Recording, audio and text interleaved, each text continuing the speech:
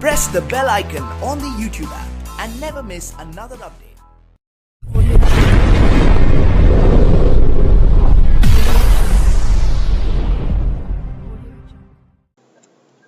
नमस्कार दोस्तों, मैं आपका अपना मुकेश पंचाल। मेरे YouTube चैनल में आपका हार्दिक स्वागत है। आज हम उस विषय पर बात करेंगे जो कि अधिकांश कर्मचारियों से संबंधित है। जब भी हम किसी वित्तीय संस्था के पास जाते हैं किसी भी प्रकार का ऋण लेने के लिए, तो सबसे पहले वो हमसे अपना पे स्लिप मांगता है। पे स्लिप हम लेने के लिए बाबू के चक्कर काटते रहते हैं, फिर भी हमको पे स्लिप उपलब्ध नहीं हो पाती। आज मैं आपको ऐसा तरीका बताऊंगा जिसमें कि आप खुद ही अपनी पे स्लिप निकाल सकते हैं। इसके लिए आपको कुछ नहीं करना है। सबसे पहले आपको गूगल में जाके पे मैनेजर सर्च करना है। पे मैनेजर सर्च करने के बाद आपके सामने इस प्रकार की स्क्रीन ओपन होगी, जिसमें आपको एम्प्लॉय पे सर्वप्रथम क्लिक करना है। एम्प्लॉय पे क्लिक करने के बाद आपको यहाँ पे आपका एम्प्लॉय आईडी डालनी है जो कि आपके पास है, और यहाँ पे आपको पासवर्ड डालना है। पासवर्ड में कुछ भी नहीं है, आपका जो सैलरी अकाउंट है उसके लास्ट जो 4 अंक है वो आपका पासवर्ड है। इसके बाद में आपको ये कैप्चा डाल के लॉगिन कर लेना है। इस प्रकार से यहाँ पे आपकी एम्प्लॉय आईडी आ जाएगी RJBN वाली।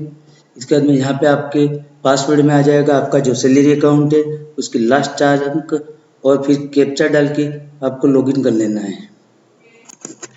लॉगिन करने के बाद आपके सामने इस प्रकार की स्क्रीन खुलेगी। क्योंकि बहुत से कर्मचारी पे मैनेजर को यूज़ नहीं करते हैं, तो लंबे समय से उनका पे मैनेजर का पासवर्ड वही बना होता है। तो ऐसी स्थिति में आपको पासवर्ड चेंज करने के लिए कहा जाता है, जिसमें आपको कुछ नहीं करना है। यहाँ पे आपको अपना न्यू पासवर्ड डाल देना है और यहाँ पे उसको कंफर्म कर देना है, और यहाँ पे ये कैप्चा डाल के सबमिट कर लेना है। नया पासवर्ड बनाते समय ध्यान रखें कि आप जो पासवर्ड बना रहे हैं उसमें जो पहला अक्षर होगा वो कैपिटल होना चाहिए।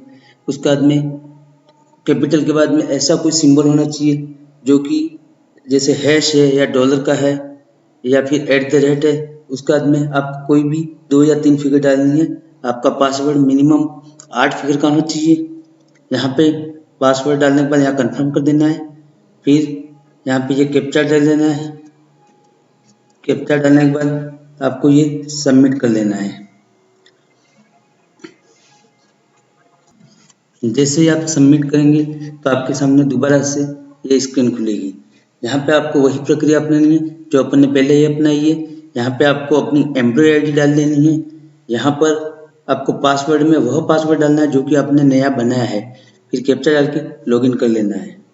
इसके बाद में आपके सामने इस तरह की स्क्रीन खुलेगी, जिसमें आपको एम्प्लॉय कॉर्नर पे जाना है। एम्प्लॉय कॉर्नर पे जाके अपन को पे स्लिप निकालनी है, तो अपन पे स्लिप पे जाएंगे। पे स्लिप को क्लिक करेंगे। पे स्लिप को क्लिक करने के बाद अपने सामने ये ऑप्शन खुलेगा। यहाँ पे अपन सिलेक्ट मंथ डालेंगे, जिस महीने की अपन को पे स्लिप चाहिए। जैसे मेरे को जनवरी की निकालनी है तो जनवरी डाला, और ईयर तो लिखा हुआ है पहले से ही 19, या किसी पुरानी पे स्लिप निकालनी हो तो उसका साल लिखेंगे। फाइनेंशियल ईयर में अपन 2018-19 का ही है। फिर अपन इसको सबमिट कर देंगे।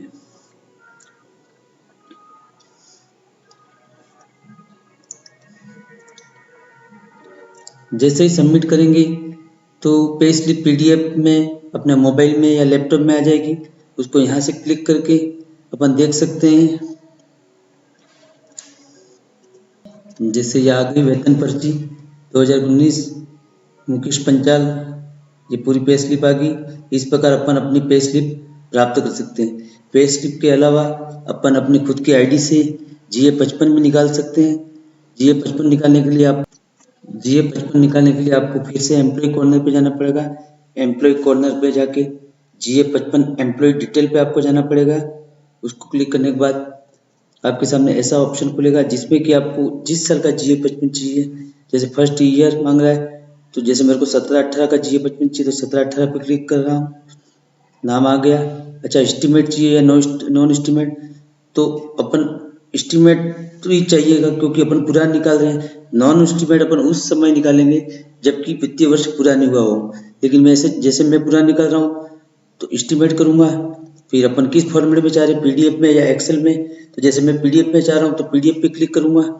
PDF पे क्लिक करने के बाद ये अपने मोबाइल में PDF के रूप में डाउनलोड हो जाएगा, या लैपटॉप होगा तो लैपटॉप में PDF के रूप में जाएगा, लागू हो जाएगा। यहाँ पे अपन क्लिक करके अपना GA55 देख सकते हैं। जैसे ये मेरा GA55 आ गया। इसी प्रकार की अन्य छोटी छोटी जानकारियाँ मैं आपको देता रहता हूँ, इसलिए आप मेरे वीडियो को देखते रहिए और चैनल को अवश्य सब्सक्राइब करिए, क्योंकि हर अध्यापक के काम की चीज़ मैं आपको बताता हूँ। धन्यवाद।